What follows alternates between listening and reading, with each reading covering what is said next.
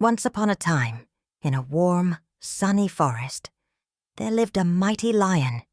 He had a golden mane that glowed like the sun and paws as big as dinner plates. The lion was the king of the forest. All the animals respected him. But sometimes, the lion was a little too proud. One day, after a big breakfast, the lion felt very full and sleepy. He found a soft patch of grass under a big tree and yawned a big lion yawn. Then he curled up, closed his eyes, and fell fast asleep. While the lion snored, softly a little mouse was nearby, playing with leaves and twigs. She was small, with tiny paws and a pink nose that wiggled when she smelled things. The mouse didn't see the lion sleeping. She was having so much fun, she ran up and down the grass and accidentally ran right across the lion's paw. Suddenly, the lion's eyes opened wide. "Roar!" he growled. The forest went quiet. Birds stopped singing. Trees stood still. The little mouse froze. She turned slowly and saw the lion's huge eyes looking right at her. "Oh no," she whispered. The lion lifted his paw and trapped the mouse gently underneath. "Well, well, what do we have here?" said the lion with a deep, rumbling voice. "A tiny snack who dares to walk on me?" I didn't mean to," squeaked the mouse. "I didn't see you, I was just playing." The lion raised an eyebrow. "Playing? On me?" The mouse's little heart beat fast. "Please don't eat me," she begged. "I'm too small. I wouldn't even make a good snack, and maybe I can help you one day." The lion laughed. It was a big, loud lion laugh. "You? Help me?" He chuckled. What could a tiny mouse ever do for the king of the forest? "I don't know yet," the mouse said. "But I promise, I will try." The lion thought for a moment. Then he smiled. "Just a little. You're lucky I'm not hungry," he said. And with a flick of his paw, he let the mouse go. The mouse blinked. She was free. "Oh, thank you, she squeaked. "You're very kind." "Kind," said the lion. "I'm just not in the mood for chewing." The mouse didn't care. She ran off, still shouting, "Thank you," over her shoulder. As she disappeared into the bushes, the lion shook his head, yawned again, and went back to sleep. But deep down, something about that little mouse stuck in his mind. Days passed in the forest, and the lion didn't think much about the little mouse anymore. He went on with his life, roaring, napping, and walking proudly through the trees. The animals always moved out of his way. They were too scared to talk to him, and the lion liked it that way. He felt big, strong, and important. But sometimes, late at night, when the moon was high and the stars twinkled above, the lion would think of that tiny mouse. He remembered her brave little voice and her fast-beating heart. He even remembered how she said she might help him someday. The lion would grumble, curling up to sleep. A mouse helping a lion. What a silly idea. Then one morning the forest woke up to something strange. Hunters. They were quiet, but not quiet enough. Their boots crunched the leaves. Their ropes dragged across the ground, and they were looking for something big, something strong, something worth catching. The lion didn't know they were near. He was out for his morning walk, stretching his legs and sniffing the breeze. Birds flew out of the trees. Rabbits ran into their holes, but the lion didn't notice. Then, snap! A huge net flew down from the trees. The lion roared. He jumped and kicked, but the ropes were too strong. He was caught, tangled, trapped. He pulled and pulled, but the more he moved, the tighter the net. "Got! Let me go!" he roared, but there was no one to help. The forest grew quiet again. The birds stayed away. The animals hid. The lion the great king of the forest, was stuck. Hours passed. The sun moved across the sky. The lion's strength started to fade.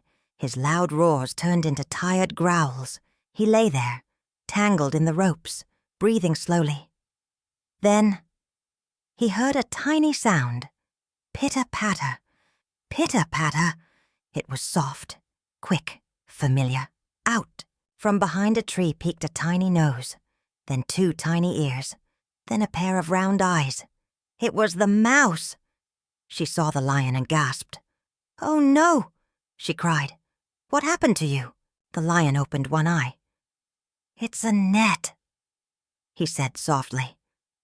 "I'm caught, and no one is coming." The mouse ran up to the ropes. "Don't worry, I'll help you." The lion blinked. "You," he whispered. "You came back?" The mouse nodded bravely. "You let me go. Now it's my turn to help you." She climbed up the ropes and looked closely. "I may be small," she said, "but I have very sharp teeth." The lion watched with wide eyes as the mouse began to chew. Nibble, nibble, nibble. One rope broke. Nibble, nibble. Another rope snapped. The lion stayed still. He didn't roar. He didn't growl.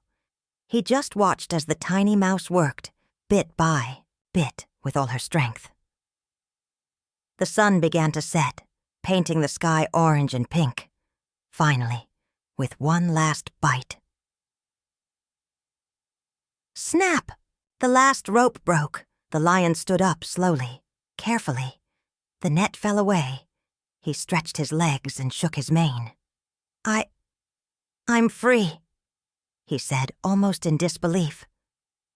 The mouse sat down, breathing fast, her little body tired but proud. "You're free," she said, smiling. The lion looked at her for a long moment. "You saved me," he whispered. "You really did." The mouse nodded. "I told you I would try." The lion stood tall, stretching his strong legs as the last rope slipped to the ground.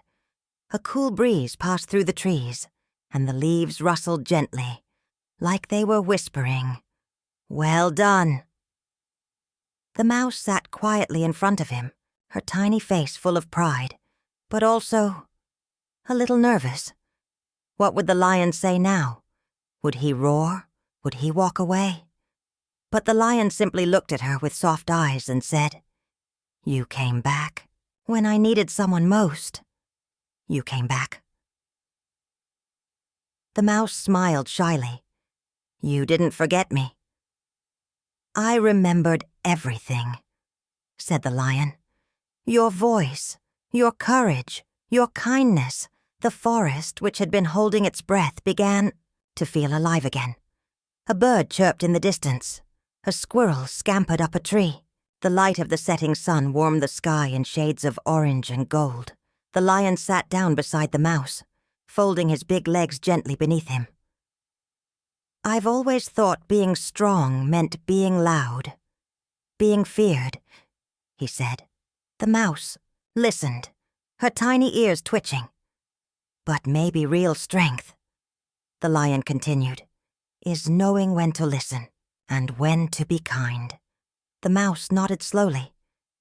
"You were kind to me," she said. "You let me go."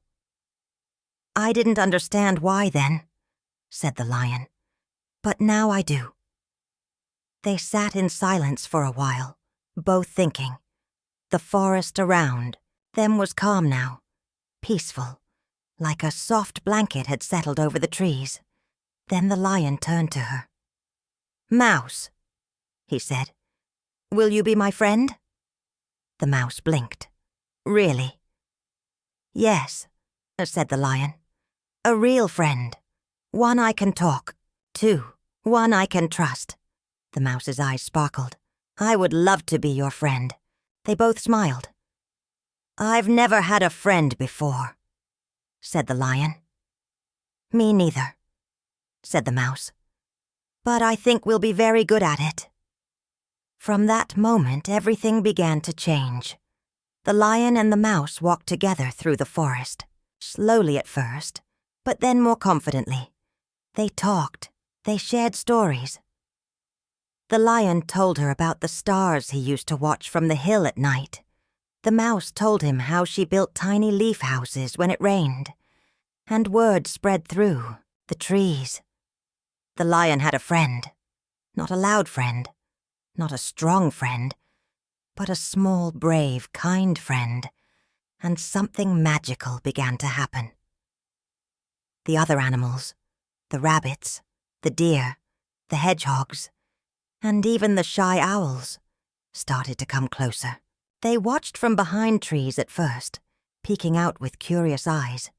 And when they saw the lion laughing with the mouse, playing gentle games with her, telling stories as the sun went down, they began to trust him too. The lion no longer roared, just to show he was strong. He roared when he was excited. He roared when he was proud. And sometimes he didn't roar at all. He listened. He helped a bird who had a broken wing. He used his strength to move a log that blocked the river. He even let a group of baby turtles climb on his back to cross a muddy patch. And through it all, the mouse was there, helping, cheering him on, reminding him that being strong wasn't just about power. It was about heart. At night, when the stars came out, the lion and the mouse would sit on a hill together, watching the sky. "Do you see that star?" the mouse would ask. "The twinkly one?" the lion would say. "That's our friendship star," she'd whisper. "It shines because we believe in each other." The lion smiled every time. And when the mouse curled up in a little ball near his paw, and the wind hummed through the trees, the lion would close his eyes and feel something he never used to feel. Not just peace, not just calm, but love. And he would whisper into the night, where only the moon could hear him. Even the smallest friend can make the biggest difference. And so, the forest became a kinder place. Not because the lion ruled it, but because a mouse had reminded him that even kings need friends.